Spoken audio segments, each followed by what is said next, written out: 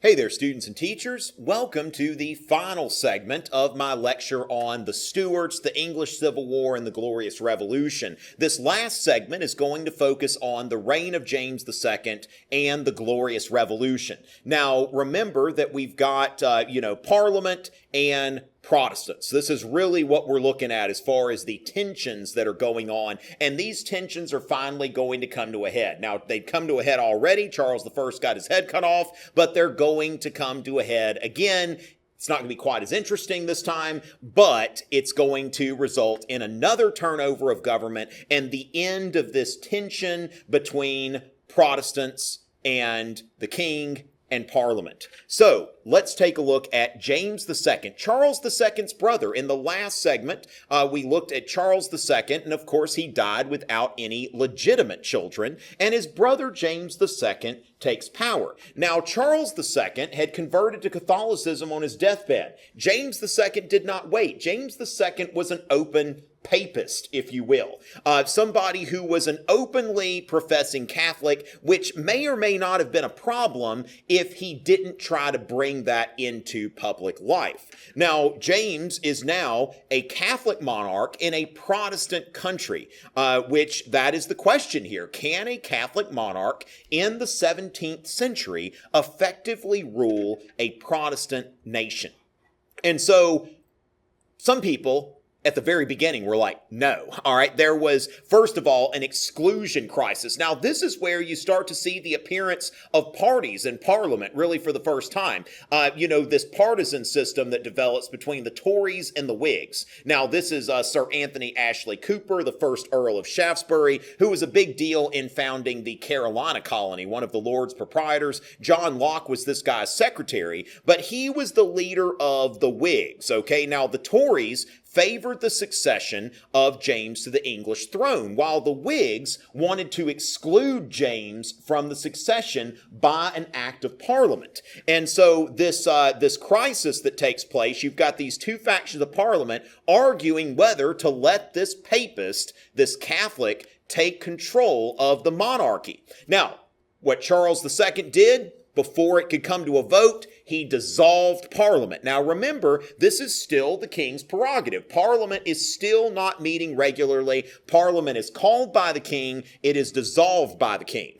And it is subject to the king. And so Charles dissolves Parliament. And then you have the Monmouth Rebellion. Okay, so then there's a rebellion to try to keep James from taking the throne. This was one of Charles II's children. Of course, not legitimate, but still, at least he's not a papist, right? And so this is in 1685. You have a rebellion right there at the outset. So there's a lot of unrest about this Catholic monarch taking power. And in order to put this down, okay, after the Monmouth Rebellion, you've got what are called the Bloody Assizes, where the hanging judge Jeffreys. Now, a hanging judge is somebody who is a very harsh judge. You could still call somebody a hanging judge today, even if they're not hanging anyone, but somebody who always likes to impose the maximum sentence. So the hanging judge Jeffreys presides over these bloody assizes. Over 1,000 people are executed or deported to the West Indies, which is basically the same as executed back then when there was no cure for yellow fever or anything like that.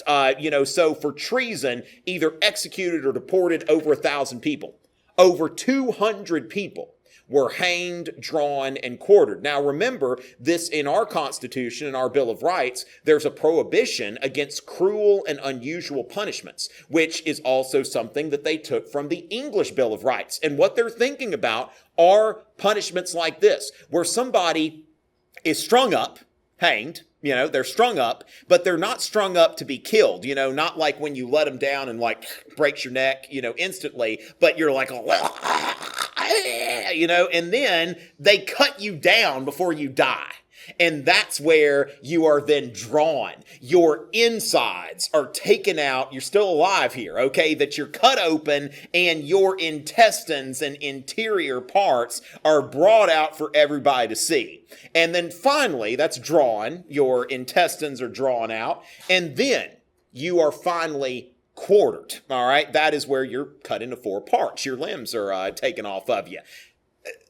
And then finally, you die. But they figured out how to keep you alive for as long as possible. So what you see here, over 200 examples of a very torturous, cruel, and unusual sort of death here.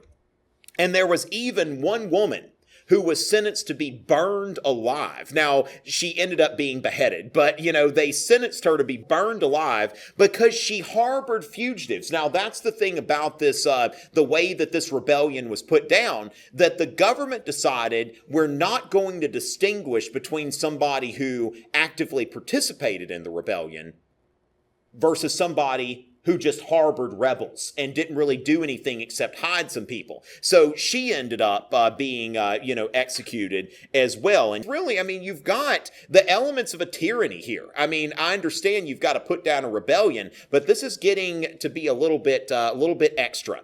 And then James, as far as being a Catholic, he decided to suspend the text acts. Now, again, this is the monarch saying that he is not going to enforce the law that says that you have to be a member of the Church of England in good standing, taking communion in order to serve in a government office. So James says, I am not going to enforce the laws of Parliament.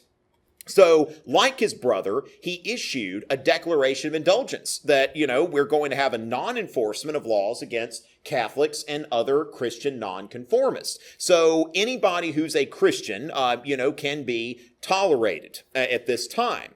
And, also, I believe that extended to Judaism as well, just not to atheists and Unitarians and some other folks. Now, so James issues this Declaration of Indulgence. Now, of course, in England, there's not a separation of church and state per se. But, James is now, as a Catholic, he's the head of the Church of England. So he tells the bishops of the Church of England that I want this Declaration of Indulgence. I want it read in the pulpits of the Church of England, that I am not enforcing laws against Catholics and nonconformists. Now, what is his goal in doing that? Now, of course, there really could be only one motivation here, that he's trying to tell the people in the Church of England, you don't have to be here. If you don't want to be here, you don't have to be here.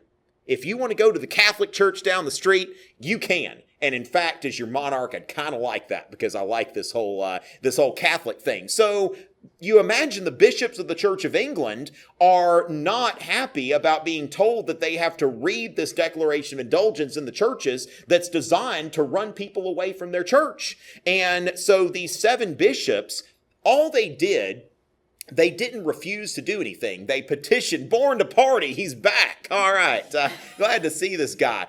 All right, so 7 bishops, all they did was petition the king for an exemption. Now remember, the right to petition the government. Petitioning is not treason. But they said, the king said, let's try these guys for seditious libel. Let's try them for basically treasonous talk. And all they said here, they said, the king does not have the power to dispense from the laws. Because you think about it, the law says that the test acts are the law. The bishops petitioned the king and said that, we don't think you have the power to do this. And so James wants to make an example of these 7 bishops. Now, when you think about this, if you're going to target somebody, veterans typically aren't good targets, right? You think in U.S. history, the Bonus Army and, Douglas MacArthur, burns their camp and all that. But also bishops. Like, if you want to make an example out of somebody, don't pick people who are like churchmen, right? These people tend to be pretty popular. They can arouse a lot of sympathy.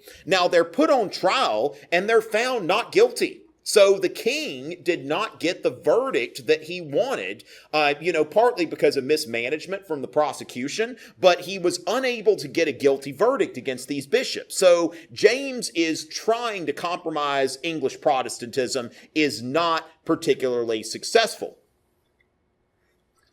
Now, James said, in regard to dispensing the law with the laws, the bishop said, you don't have the power to do this, James. But James said, God hath given me this dispensing power, and I will maintain it. Now what? Who? Gave him the power? Oh, y'all can say so. God, okay? Yeah, prove that people are actually here watching this thing, right? Keep making references to people. Is he crazy? Like, people aren't really showing up on Christmas break, in freezing weather to see this, but, a handful of people are, and I'm thankful for that. Henry Clay High School, Lexington, Kentucky, and our friends from Richmond. But the thing is, when James II says, God hath given me the power to dispense with the laws, James is invoking the language of the divine right of kings. Like, he's saying that I rule by divine right, and ultimately Parliament does not have the authority to make laws. And so what you see here is that James is defying Parliament. And so this is where steam picks up to overthrow James, like that he needs to get out of here. Now, some grievances that are presented to James. Cruel and unusual punishments are happening here. Suspended laws passed by Parliament. So the Test Acts, which were the law of the land that the king is ignoring. He has intimidated bishops now. And then he is invoking divine right, which, come on, we cut your dad's head off. Like, get the point here, right? And so James is a papist, all right? He is a Catholic at this time. Now, not so much that he's a papist, but he's starting to dismiss people, that are Protestants. So James dismissed his Lord of the Treasury after he refused to renounce his Anglican faith. It's kind of like, that person who's always trying to convert you to their religion, even though you're already religious. They're like, oh, but your religion isn't good. My religion is. And this guy listened for a little bit, the first Earl of Rochester. Now, what's interesting about this guy, I mentioned an Earl of Rochester in the previous part of the lecture on Charles II. That Earl of Rochester died of some sort of venereal disease, and so the title of the Earl of Rochester, since that guy had no legitimate children, passed to another person. It was just recreated. So this guy is now the first Earl of Rochester. And he was a little bit more religious and straight-laced. But, this guy was a devout Anglican, and he listened to the king for a while, but he finally told the king, look, I'm not coming to your church. I've got my own church, and I like it just fine. And James says, you know what? It's not appropriate for a Catholic monarch to have a Protestant as his Lord of the Treasury. So it's not just James's private Catholicism, but he's also trying to prefer Catholics in terms of office. And so he's not only not enforcing the Test Acts, he's turning them on its head. Here's a guy that is an Anglican in good standing, and he is dismissed from his job contrary to the law of the land, which was made by Parliament.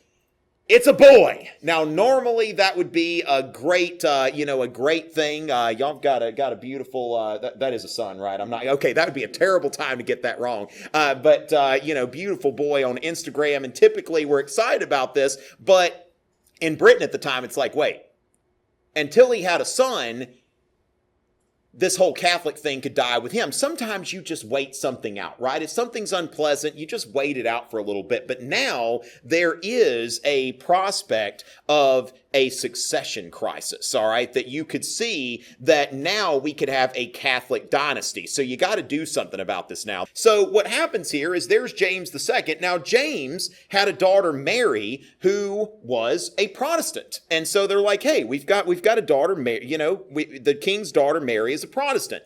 And Mary is married to William III, the Prince of Orange, and the stadholder of Holland, Zeeland, Utrecht. I'm trying to do the Dutch here, but it caught me by surprise. Utrecht, Gelderland. I can do Gelderland a little bit better. And Overijssel. All right. If I'm not in practice, it's tough to do the Dutch guttural sound. But I can do Gelderland, where Lisa's from. Shout out there. And so the stadholder.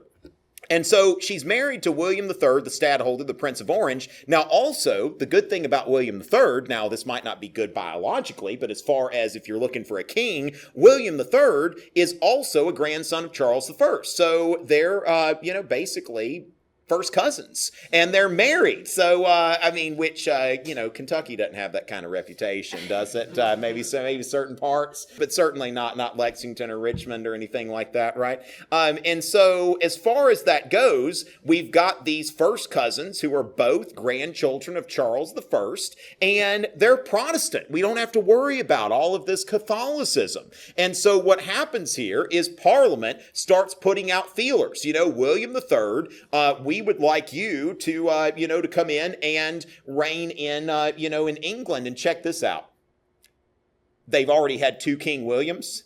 So not only is he William III in the Dutch Republic as the stadtholder, the Prince of Orange, but he can be William III in England as well. I mean, who would say no to that? Like, you don't even have to get a new number. Like, you can do the same thing both places. This is a really attractive offer. And so, but the one thing we ask of you is that you're not really that involved in government, okay? That you are going to agree to certain conditions in order to take the throne. So sit down, shut up, let Parliament take care of the governing. So they're like, please invade. Now, I might have gotten the Dutch wrong a little bit here, but veel plaisir means like, have fun or with pleasure. That may not be exactly right, but in the spirit of that, if my Dutch audience will forgive me if I've used that term, wrongly. But I think the spirit of it's there. But please invade. And so he invades with the consent of the majority faction of Parliament. And so this is where you have the Glorious Revolution. That James II is run off by Parliament in 1688, the throne is declared vacant, and there is little bloodshed. Now, there's no blood. Now, they call it the Glorious and Bloodless Revolution because, strictly speaking, there was no bloodshed in England. But different story in Scotland and Ireland, okay? So it was not bloodless. Thousands were killed in the Civil War in Ireland, and several Jacobite uprisings. They called these people Jacobites because they were still part of this, this bloodline of James, and several uprisings followed in Scotland. Now, one of the things that was done here, now this was not a standalone thing. This sort of thing was kind of typical, but I was reading last night about the Glencoe massacre in Scotland, and about 100 people or so were killed. Now, the men were killed, the women and children died of cold. Imagine how cold it is here in Kentucky, and think of how cold it must be in Scotland right now. And so when it's wintertime and somebody burns your house down, the women and children basically died of exposure to the cold. And why were they killed in 1692? They didn't swear allegiance to William and Mary by a certain deadline. And so in some cases, and you imagine in Scotland, this is, when you think about, Charles I and James II, these were the Scottish royalty. A lot of the Scots were pretty ticked off that this was happening, and some of the Scots were still Catholics or Papists, if you will. But there were some pretty bloody atrocities, which the more I was reading about this was kind of common in Scotland at the time. The Scots were still pretty rough people, and it wasn't unusual if they were having some sort of inter-clan dispute for some people to show up and throw everybody in a cave and set them on fire, or, have a mass castration or something like that. These things were not uncommon in Scotland at this time, but it is important to note that this revolution was not bloodless, all right, that there was bloodshed, it just was not in England. And so there are people in Scotland and Ireland. I've heard that if you don't go to Ireland wearing orange. Somebody told me I shouldn't wear my Clemson stuff if I go to Ireland, because that's still, it's like that's basically, going along with, the color of this, of the House of Orange, and not so popular over there. So a fair amount of bloodshed in Scotland and Ireland. So William and Mary are declared to be joint monarchs, and in return for that, so William III and Mary II ruling together, William continuing to rule after her death, but they're declared joint monarchs. Now, first of all, this is not good for Louis XIV. The balance of power is going to shift a little bit, because remember that Charles II, James II, they were allies of Louis. And now Louis's arch enemy, William III of the Dutch Republic, who's been fighting with Louis XIV, is now the king of England and Scotland and Ireland. So the Anglo-Dutch alliance against Louis XIV, this is really what kind of turns the tide and changes the balance of power in Louis XIV's wars. So that is one consequence of the Glorious Revolution, is that now you've got this Anglo-Dutch alliance against Louis XIV, where you had an Anglo-French alliance against the Dutch previously. So the balance of power is shifting in Europe, and it's shifting against Louis XIV, who tried to put James II back on the throne unsuccessfully. He tried to land in Ireland with a force, but it ended up being inadequate.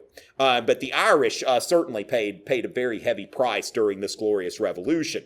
So the English Bill of Rights in 1689, William and Mary signed the English Bill of Rights, agreeing to a limitation of their powers and acknowledging the lawmaking authority of Parliament. And, of course, it included a statement of grievances that James II had been a papist, had taxed without consent, had had a standing army in time of peace. Now, remember, standing armies are an absolutist construct, that the absolutists should always be ready for war, that the English are rejecting absolutism, and they also have the English Channel and a powerful navy. So the English did not like standing armies in times of peace, which, if you think about the Third Amendment to the United States Constitution, that's something that's kind of gone over from the English Bill of Rights. He has allowed papists to be armed and disarmed Protestants, otherwise known as the good citizens. All right, the Protestants were the good citizens. He's taken their guns away from them, and he's arming the papists. So, that's a problem, the way they see it.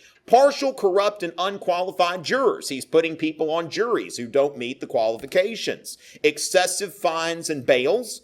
He's meddled in parliamentary elections, okay? So he is not letting Parliament have free elections. So when you look at these grievances, they're being turned on their head to what William and Mary are going to guarantee. So the Declaration of Rights, first of all, there will be free elections of Parliament, that the monarch will not meddle with parliamentary elections. There will be frequent parliaments. Like today, Parliament is an institution. It's a permanent institution. It meets regularly. So no longer will Parliament meet just when the monarch wants something. Protestants are to have arms for their defense, suitable to their conditions, as allowed by law. Now, note here on one hand, this specifically mentions arms for personal defense, but also it is not an absolute guarantee. Like you see in the U.S. Bill of Rights, this is something it says suitable to their conditions as allowed by law. So when Parliament banned the private ownership of firearms in 1997, they did not actually break a law, because the English Bill of Rights says that, it's as allowed by law. But Protestants can't be discriminated against anymore and must be able to defend themselves. Now, of course, now you can't even carry a knife for your defense in Britain. If you're even in possession of a knife, like the second offense, mandatory minimum sentence of 6 months. If you're just carrying a knife around, not even using it. That's something that's not necessarily observed there at that time, but it is interesting as an influence on the United States Bill of Rights.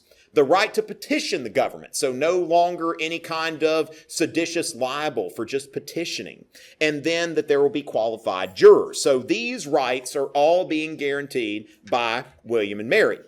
Now, the last part of this will be done very shortly. Born to party. All right, he's ready. He's ready to party. He's like, let's get this over with. Get ready to party now. Very shortly. Now, the other thing about this is never again will there be a Catholic monarch. Okay, that is said here. Now, there have been some things that have been moved around a little bit, I think. I don't know if the prohibition of the Catholic monarch has been lifted, but I think the prohibition of the monarch marrying somebody who's a Catholic and that sort of thing. But never again. It says here, and whereas it hath been found by experience that it is inconsistent with the safety and welfare of this Protestant kingdom to be governed by a popish prince, or by any king or queen marrying a papist, the said Lord spiritual and temporal and commons, fancy word for parliament, do further pray that it may be enacted, that all and every person and persons that is, are or shall be reconciled to, or shall hold communion with the see or church of Rome,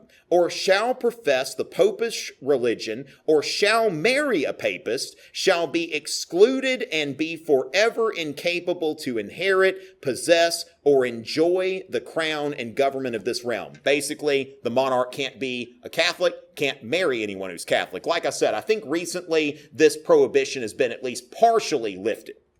So as far as that goes, it's important to note that it's been influential on the U.S. Bill of Rights. The U.S. Bill of Rights specifically mentions no cruel and unusual punishments, no excessive fines and bails. It mentions the right to bear arms. There is a prohibition on quartering troops during peacetime, the guarantee of freedom of speech and petition, and a fair jury trial. All of these are derived from the English Bill of Rights, where these former American colonists are now asserting their traditional rights that they believed had been violated. So the American Revolution has a close relationship with the Glorious Revolution, whereas, the French Revolution certainly has a lot of parallels with the English Civil War and the Protectorate, but this is much more American in style. Now, the other thing that we see here is parliamentary supremacy. So finally, we see that Protestantism has triumphed over Catholicism, and then there is toleration that is happening here. So really, you have the English who are getting into getting a head start on the Enlightenment, so to speak. This is about the time that John Locke is writing his 2 treatises on government. And so parliamentary supremacy. So Parliament makes the laws, not the monarch. So for all practical purposes, Parliament is the sovereign lawmaking body. Now note, practical purposes. Ceremonially, the monarchy still retains all of those powers and just allows Parliament to practice them. So Her Majesty's government, which she's old, so some people may be watching this when it's His Majesty's government. And so, the king or the queen still convenes Parliament, still calls elections. The prime minister is still the monarch's prime minister in name. But at the same time, it is not, the monarchy doesn't exercise any real power. Now, I heard some of you are watching The Crown, which you see where the prime minister goes and talks to the monarch, right? But notice, anytime the prime minister goes and lets the monarch know what's going on, like when Prime Minister Eden,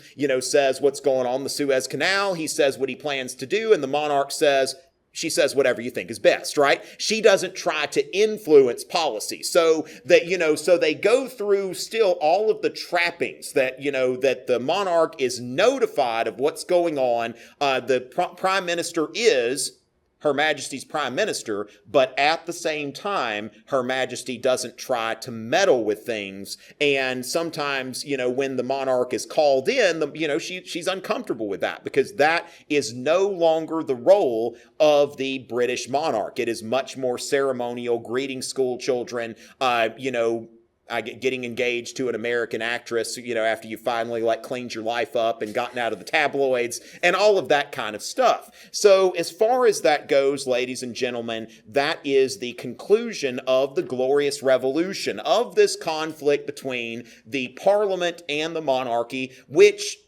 ended with an actual functioning parliamentary government that became the model for what most European nations have today as far as representative governments, strong representative governments that are successfully governing their country. And with that, thank you for all of you who are watching, and thanks again for my friends here at Henry Clay, my friends in Lexington and Richmond, Kentucky, and be sure to check out some other videos. I've got plenty. It's always a pleasure.